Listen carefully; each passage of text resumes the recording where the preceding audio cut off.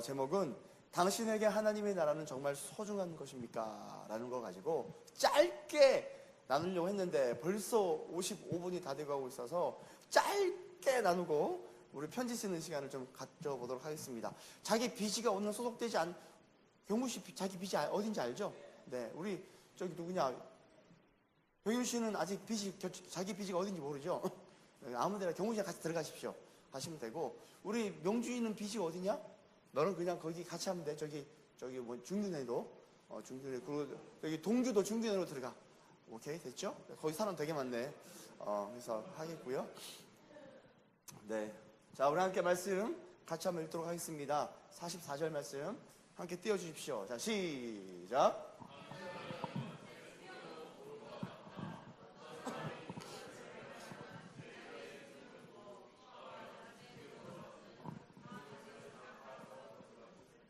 네, 아멘. 하늘나라에 대한 비유를 오늘 무엇에 대해서 하십니까? 보물에 대해서, 밭에 숨겨진 보물에 대해서 비유해서 오늘 예수님께서 말씀하십니다. 13장은 하나님의 나라, 하늘의 나라, 하나님의 나라에 대한 그런 개념들을 예수님께서 계속 설명하고 계십니다. 아멘이십니까?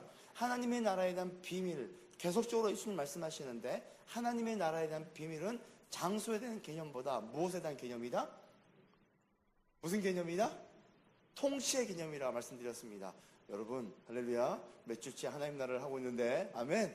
여러분, 기억력이 워낙 좋으셔서 잘 외우고 있는 것 같습니다. 자, 하나님의 나라는 장소의 개념이 아니라 무슨 개념이다?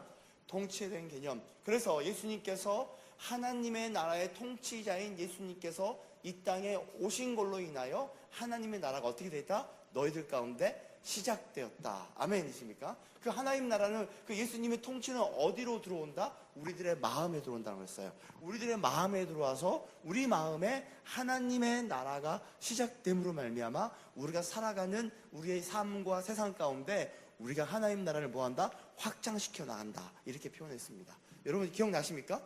좀 얼굴들이, 표정들이 목사님 처음 듣는 내용인데요. 이러한 표정들이 있어서 행복합니다. 목사 설교를 오늘도 열심히 잘해야 되겠구나. 그런 도전이 일어납니다. 할렐루야. 자, 제가 원래 영상 하나 준비했었는데 다음 주도 비슷한 내용이기 때문에 그때 보도록 하겠습니다.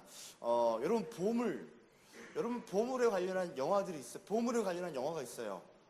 어떤 영화가 있을까요? 그렇죠. 역시 나랑 딱 맞아. 캐리비안 해적. 캐리비안 해적을 보면요, 왜 이렇게 좋아해?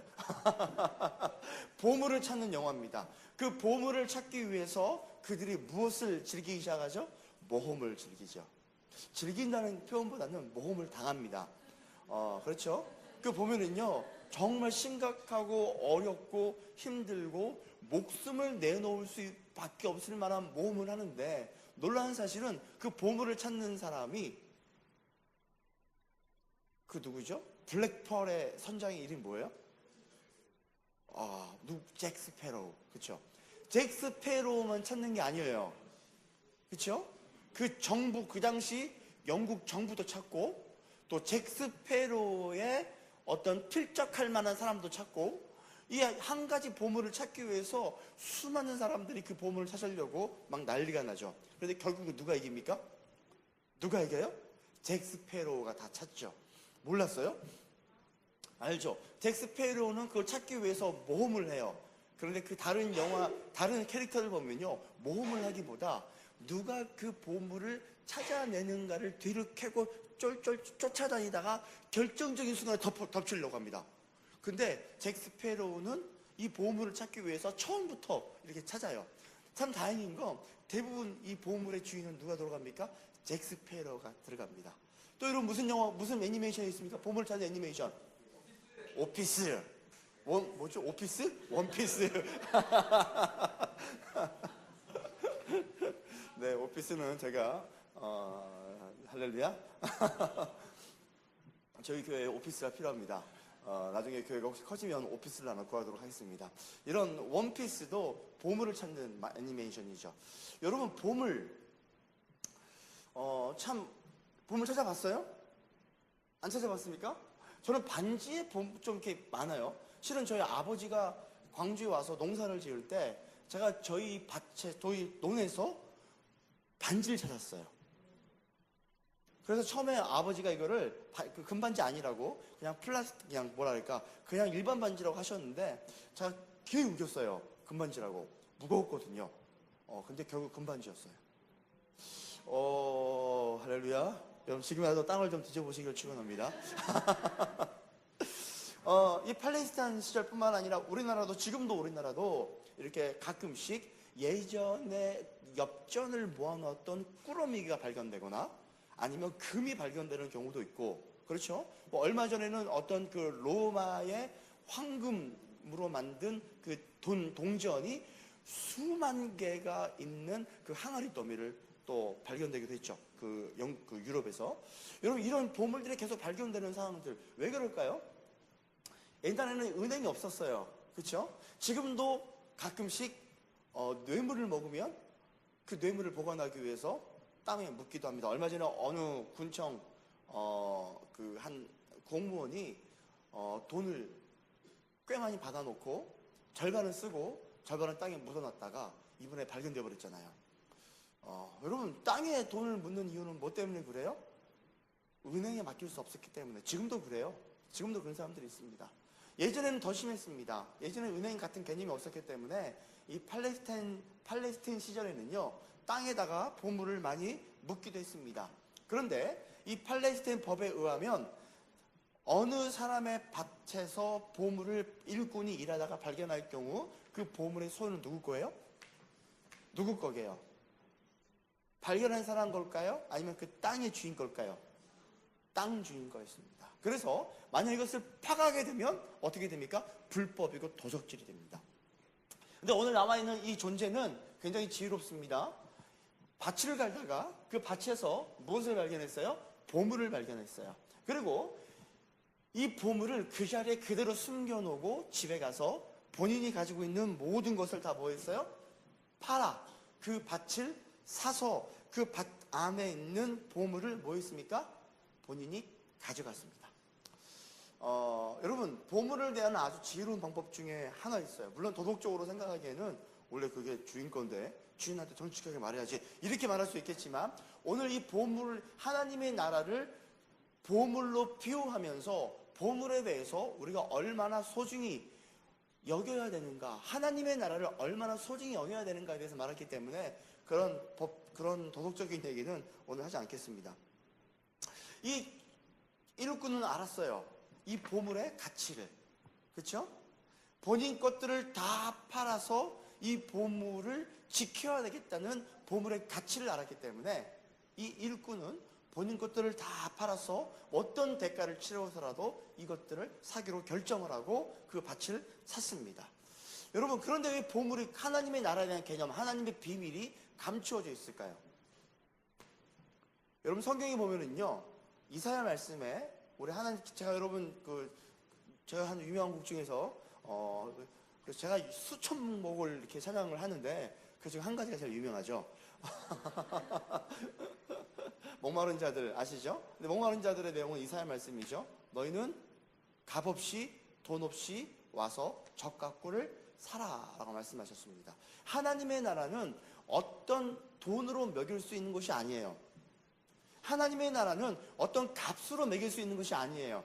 그렇죠? 근데 하나님의 나라는 그것을 구하는 자에게는 다 뭐 하는 거예요? 주시는 거예요. 아멘이십니까? 그것을 구하는 자는 다 주세요. 하나님의 나라의 비밀을요. 우리가 예수님을요, 하나님 나라의 비밀은 예수 그리스도세요. 할렐루야.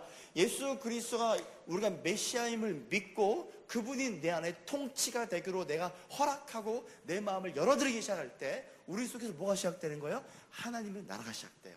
아멘이십니까? 누구든지 할 수 있어요. 누구든지 예수를 받아들일 수 있고 누구든지 예수님 앞에 나갈 수 있어요. 근데 중요한 내용입니다. 어떤 내용은 두 번째 개념입니다. 바로 뭐냐면 자기의 모든 것을 팔아 그 땅을 사야 된다는 거예요. 여러분, 하나님의 나라는요, 그것을 구하는 사람이면 누구든지 열려 있지만 그것을 구하는 자의 태도는 어떻게 돼야 되냐면 자기가 가지고 있는 그 어느 것보다 이 하나님의 나라, 그 누구? 예수 그리스도를 그 어느 것보다 가장 소중히 여기는 자라야만이 이것을 소유할 수가 있습니다. 여러분, 우리는요, 하나님의 나라와 예수 그리스도를 소망한다고 얘기하면서도 내가 가진 무수히 많은 다른 것들 중에 하나로 예수 그리스도를 여기는 사람들이 있어요. 하나님의 나라를 우리가 사랑하고 소망한다고 얘기하면서도 우리는 하나님의 나라를 내가 가진 모든 우선순위 중에서 제 3순위, 4순위 혹은 가장 마지막 순위로 밀어놓고 하나님의 나라를 소망한다고 말하는 사람들이 있어요. 하나님의 나라는 그런 사람들에게는 절대 소유가 되지 않습니다. 하나님 나라는 그런 우선순위가 밀려져 있는 사람들에게 그분의 나라가 소유되지 않습니다. 하나님의 나라는 오직 누구에게만 소유됩니까? 하나님 예수 그리스도에 대해서 가장 최고의 가치를 두는 사람. 할렐루야. 아멘이십니까? 할렐루야. 다음 주에 보면은요, 이 하나님의 나라의 결과물들이 나오기 시작합니다.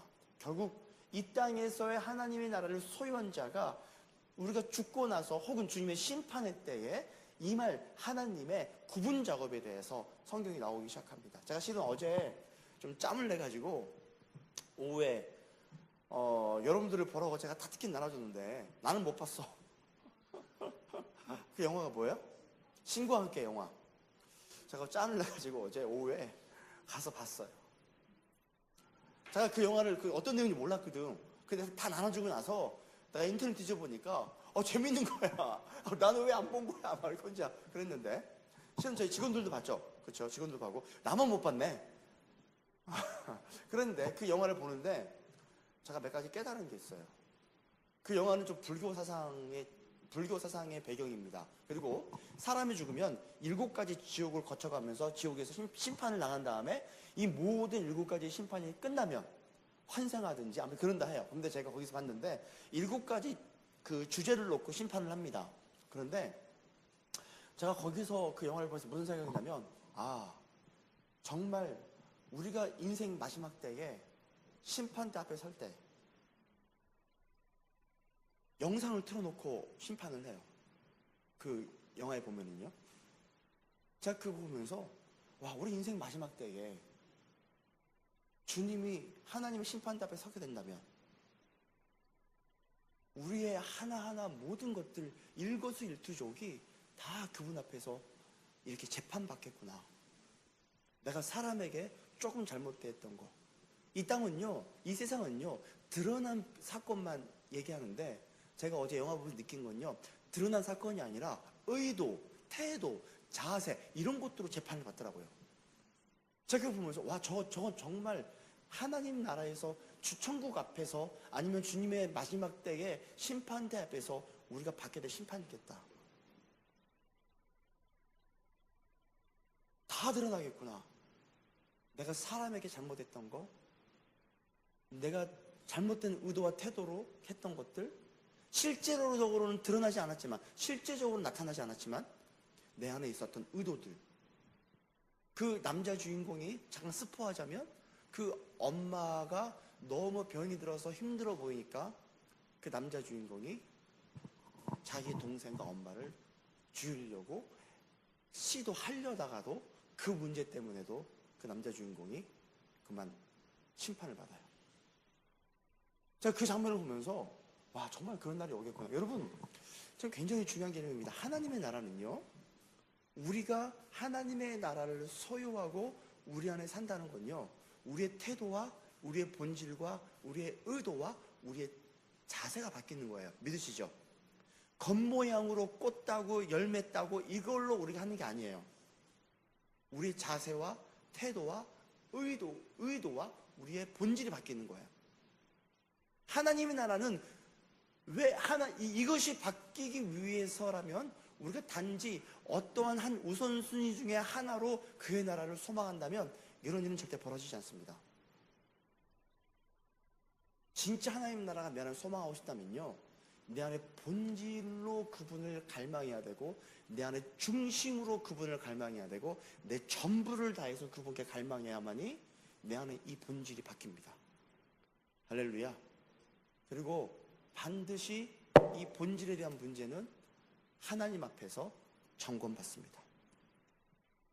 그 영화 봤는데 와, 재판받는 기간이요 하루 이틀이 아니었어요. 일반 사람들에게는 그 영화에 한 번 재판받는데 1000일 걸리고 그 1000일 동안 가서 재판을 받아야 되고 이런 각 재판마다 와 여러분 마지막 주 심판대 앞에 설 때요 만약 그리스도를 모른 채 하나님 나라를 소유하지 않는 채 하나님 앞에 서게 되면요 우리의 조그만한 손톱만한 아니 우리에게 때만큼의 이 모든 죄악에 대해서도 다 들어놓고 그 모든 것이 밝혀질 때까지 우리를 심판하고 재판할 겁니다. 그게 드러난 순간 온통 지옥으로 떨어지는 어마무시한 사람들의 비명소리를 듣게 될 거예요. 여러분 제가 겁줘서 죄송합니다. 이게 죽고 나서 가는 그분의 나라의 개념입니다. 그런데 우리는 한 가지 소망이 있는데요. 그것은 여기에서부터 우리가 하나님 나라를 경험한다면 어디서부터?